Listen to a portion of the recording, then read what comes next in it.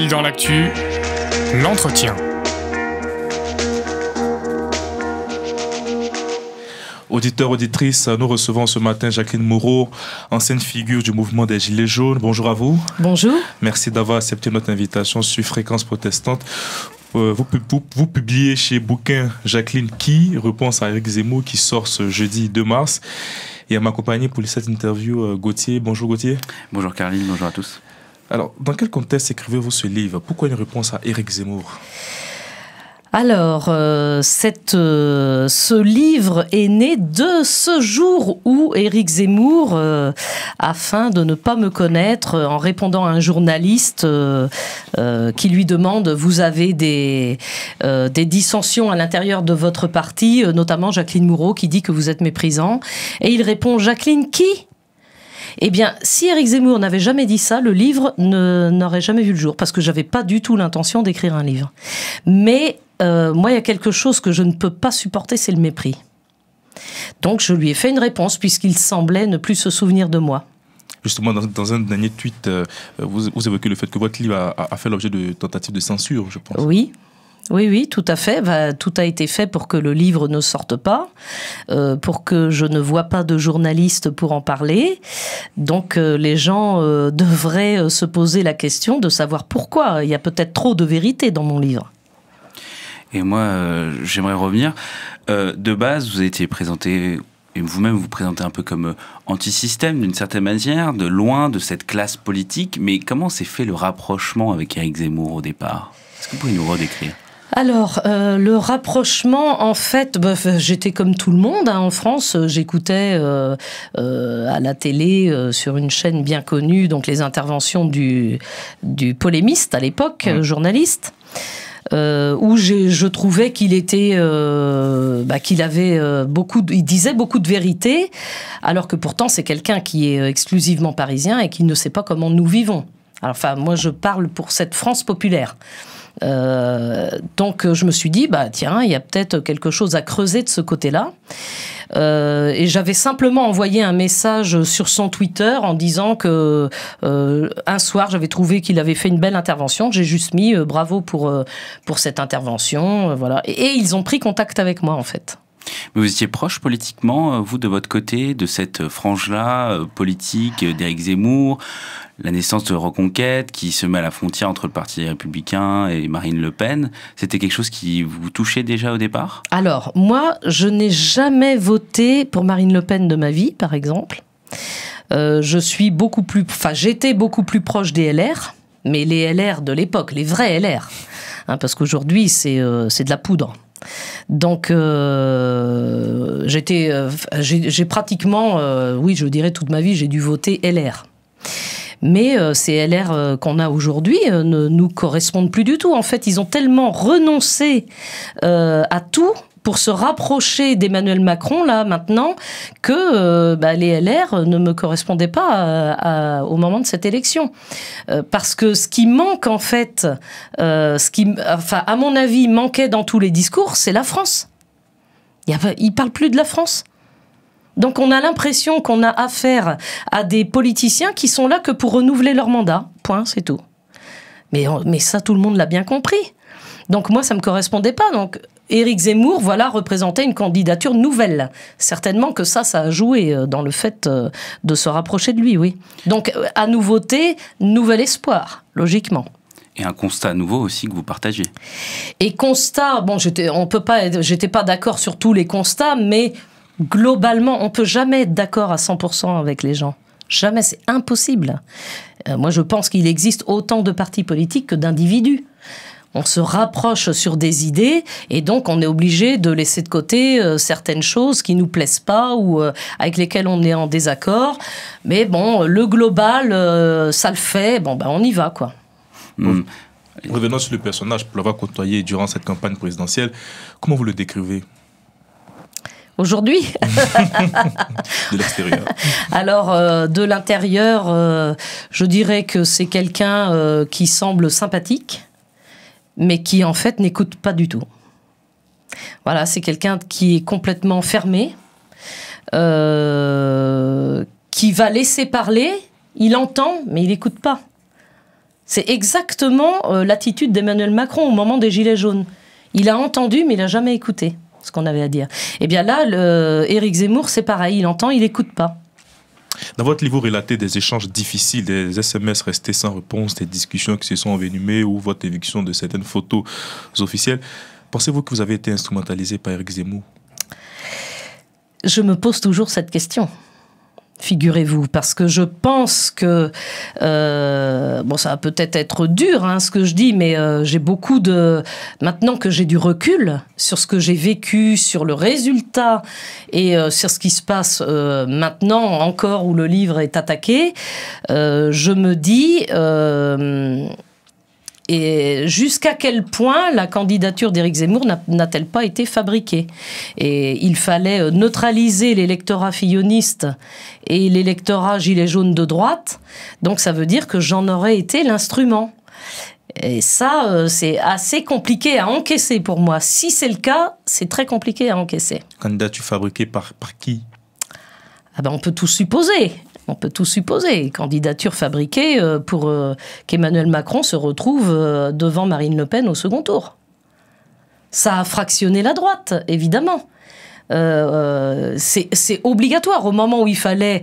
on ne peut pas dire, ben voilà, on se réunit en faisant... une fois que le petit pain est tranché, il est tranché, c'est fini. Donc... Oui, on peut supposer que cette candidature a été envoyé a pu... par Emmanuel Macron pour neutraliser la droite et l'extrême droite. Alors, par Emmanuel Macron, je ne sais pas, mais... voilà. Notre consoeur du Figaro, Marie-Lou Magal, présente la campagne présidentielle du candidat Reconquête comme une bérésina. Avec votre livre, partagez-vous ce point de vue? Alors... c'est-à-dire que moi, je fais une très grande différence entre le staff qui a organisé, c'est-à-dire tout l'entourage d'Éric Zemmour, et les militants. Les militants, je vous assure, pour avoir parcouru la France pendant toute cette campagne, c'était un bonheur. Un véritable bonheur. Les gens, on a retrouvé, on avait l'impression de prendre un bain de France. Mais vous pouvez pas imaginer l'énergie. Vous savez qu'on est tous faits d'énergie. L'énergie qu'on a emmagasinée, justement. Tout le monde, ça donnait l'impression...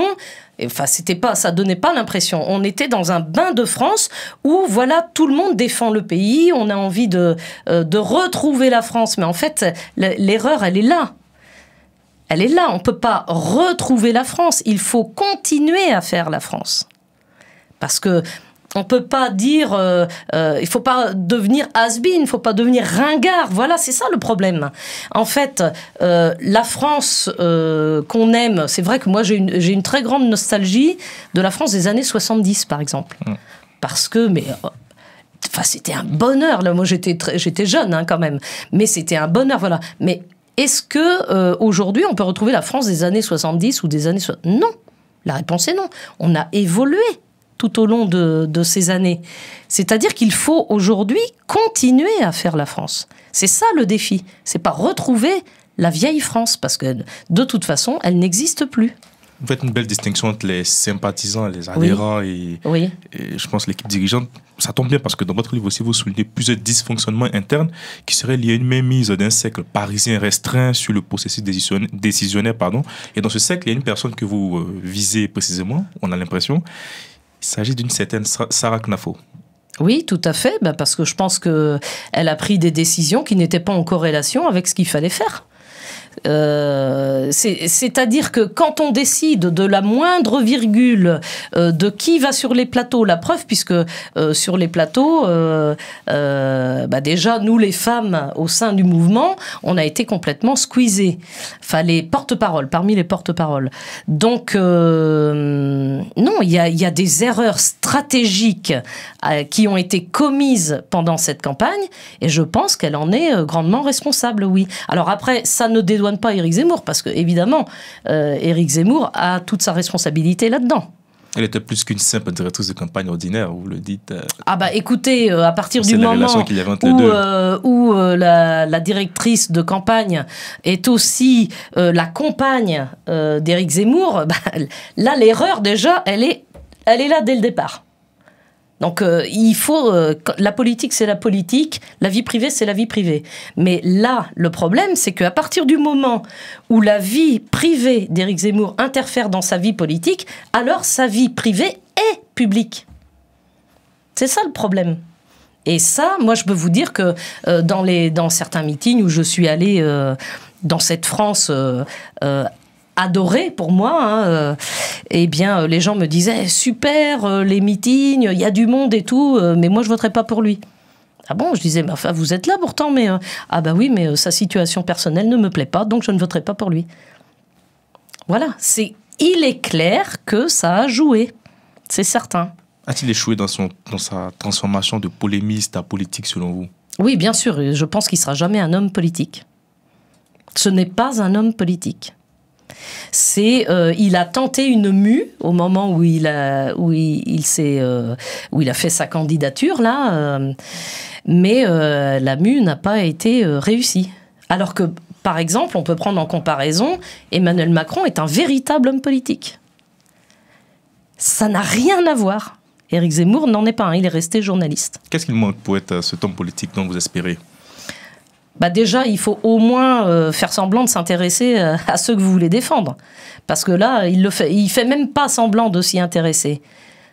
Enfin, je sais pas, moi, pour défendre les Français, il faut les connaître. Voilà. Et je pense que malgré... moi, je suis une opposante à Emmanuel Macron, évidemment. Malgré que j'ai beaucoup de critiques à son encontre, Emmanuel Macron se débrouille beaucoup mieux. Beaucoup mieux. Et malgré tout son mépris à lui aussi, c'est quand même un homme politique. Éric Zemmour ne l'est pas à ce jour. Peut-être qu'il y travaillera, j'en sais rien, mais aujourd'hui, ce n'est pas un homme politique, Éric Zemmour. Votre décision de quitter son parti ne date pas d'aujourd'hui, mais il y a eu un événement qui a, je pense, qui a suscité... qui a déclenché. De toute façon, c'est simple. Tout au long de la campagne, j'ai bien vu tout ce qui n'allait pas, en fait, par rapport à je dis pas que Paris, je n'exclus pas Paris, en fait, où les Parisiens, c'est la France. Mais Paris n'est pas la France. Voilà, il y a aussi toute cette France populaire qu'Éric Zemmour ne connaît pas du tout, mais absolument pas. Est-ce qu'il sait, je lui avais dit, pourtant, est-ce que vous savez qu'en France actuellement, et ça, c'est de sources sûres, il y a encore des gens en France qui vivent sur de la terre battue dans les maisons. Est-ce que les gens le savent, ça?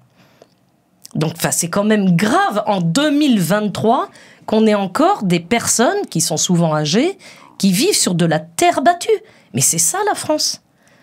La vraie France, c'est la France des kermesses, c'est la France des fêtes régionales, c'est la France des langues régionales, c'est la France des petits bars, c'est la France du PMU. C'est ça la France. Donc Éric Zemmour, lui, il connaît pas ça. Mais cette France que Éric Zemmour ne connaît pas, vous la connaissez parce que vous venez de ce milieu. Oui, j'en suis. Vous le connaissez, vous en êtes. Quel avenir politique à ce moment-là, s'il faut des gens qui connaissent la France? Pourquoi vous n'y êtes pas allé, vous, maintenant? Alors, moi, j'y étais allé puisque je m'étais présentée. Mais maintenant? Alors, maintenant, ça, c'est autre chose. On verra les événements, le destin nous le dira. Puisque moi, je ne crois pas au hasard. Mais si vous voulez, donc moi, j'avais présenté une candidature pour dire aux gens, mais regardez, si on veut, on peut. Mais il faut avoir du soutien, donc ça j'en avais, mais il faut... Alors, le problème, c'est que souvent, on pousse quelqu'un en avant et puis tous les autres reculent derrière. Mais c'est pas ça. La personne que vous mettez en avant, il faut la porter pour qu'elle avance. Mais on est dans une période où les gens ont très très peur de s'engager. De toute façon, s'engager, c'est se mettre en danger. Moi, je m'en fous, j'ai peur de rien. Donc, mais s'engager, c'est se mettre en danger, bien sûr, bien sûr. Regardez les menaces de mort que j'ai subies. Mais il faut avoir le cuir bien tanné, il faut être résilient et il faut y aller. Parce que je pense qu'on a besoin aujourd'hui, plus que jamais, de retrouver la France résistante. Il faut que les résistants se lèvent si on veut que la France évolue positivement. Et malheureusement... je fais un appel pour qu'ils se réveillent. L'appel de Fréquence Protestante. Voilà, exactement. Alors, parlons actualité sociale, avec cette possible mise à l'arrêt du pays le 7 mars prochain. Quel regard portez-vous sur les dernières manifestations qui ont eu lieu dans les villes, dans les campagnes, pour dire non à la réforme des retraites? Des manifestations, je précise, qui ont eu lieu dans un silence remarquable. Alors, les manifestations qu'on a aujourd'hui, je pense qu'il y a deux choses. Tout le monde a une bonne raison d'être dans la rue aujourd'hui. Donc ça veut dire qu'il y a des gens qui sont dans la rue pour manifester contre la réforme des retraites, mais il y en a aussi qui sont contre la politique menée sur plein de choses. Donc ça ramène beaucoup de personnes. Moi je pense que les gens vont aller dans la rue, moi je les soutiens. Parce que je pense que c'était pas du tout le moment de faire cette réforme de retraite. Et encore, on pourrait accepter une réforme des retraites avec leurs sacrés 64 ans et tout ce qu'on veut, si les salaires avaient suivi.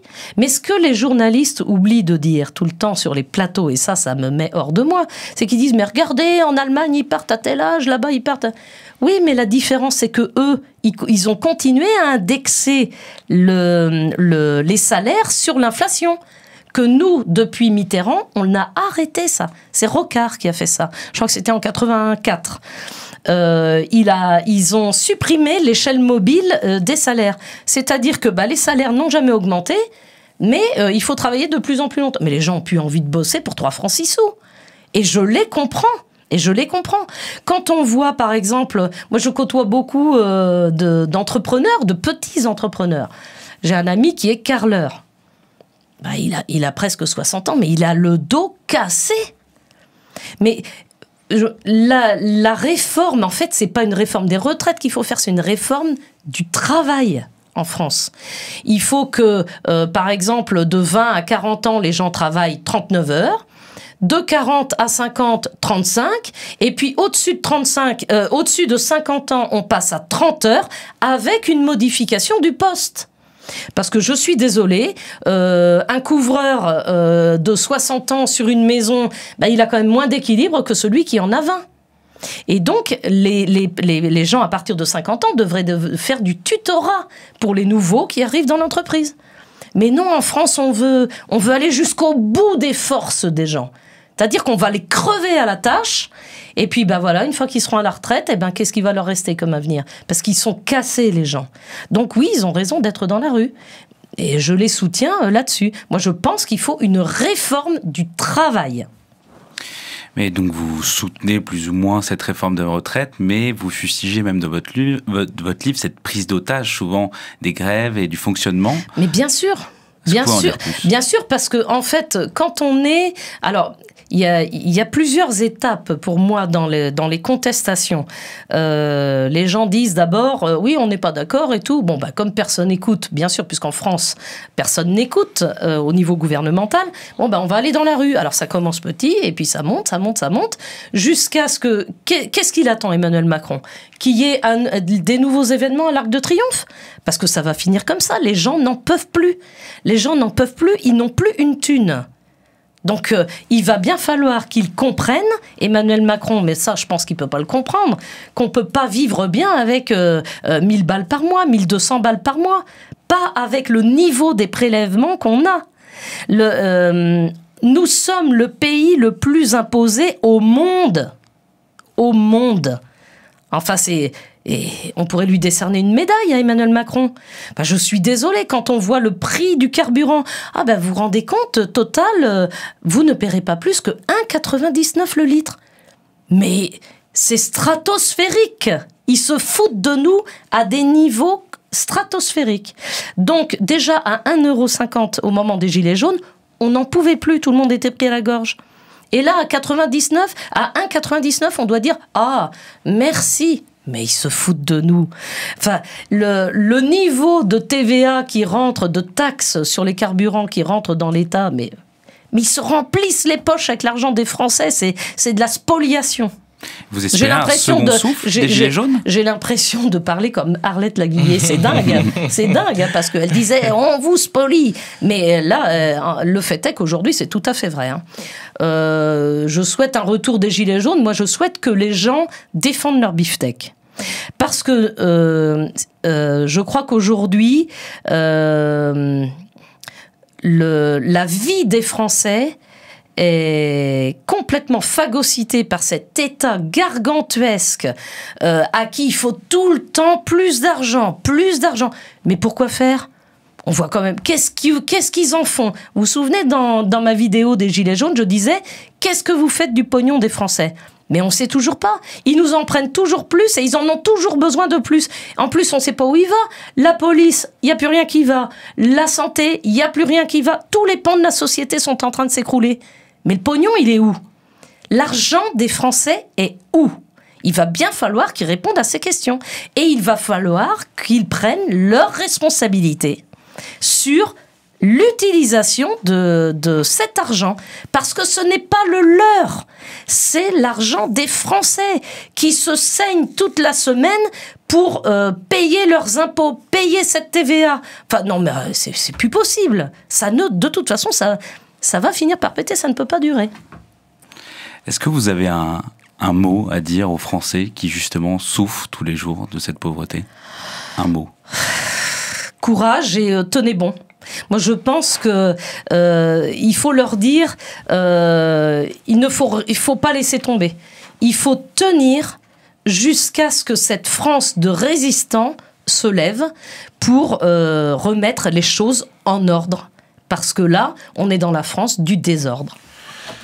Sous la première la couverture de votre livre, on voit votre photo de place de Trocadéro. C'était le discours d'Éric Zemmour. Oui. Quel souvenir gardez-vous de votre aventure en politique à ses côtés ? Alors, c'est un paradoxe en fait. C'est d'un côté une équipe totalement hors sol qui n'a pas su gérer la campagne pour qu'elle donne un résultat, puisque le résultat est nul. Et de l'autre côté, la ferveur militante absolument phénoménale. Et je peux vous dire que quand vous vous retrouvez comme ça à parler au Trocadéro devant 100 000 personnes et que vous voyez une mer de drapeaux, en fait, il y avait un petit vent et les drapeaux flottaient sous le soleil. Enfin, c'est galvanisant, évidemment, c'est galvanisant. Et je me dis qu'en fait, il y a des gens qui défendent la France aujourd'hui, mais il faut trouver les bons. 2027, c'est vous qui tiendrez ce discours, je pense.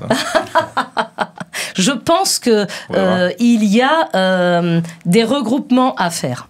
Et ça va se faire. C'est pour ça qu'il faut que les gens restent confiants.